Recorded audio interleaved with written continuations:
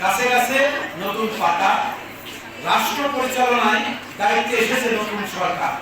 এই পরিপ্রেক্ষিতে পুরনো সব জীর্ণতা ঝেড়ে নতুনের আহ্বান নিয়ে নতুন প্রত্যয়ে সমৃদ্ধ ভবিষ্যৎ বিনির্মাণের আশা ও আহ্বান নিয়ে এসেছে। তারা আলাদা আলাদা বক্তব্য দিয়েছেন এবং আমাদের সারা বাংলাদেশ আজ বর্ণিল সাজে সেজে উঠেছে।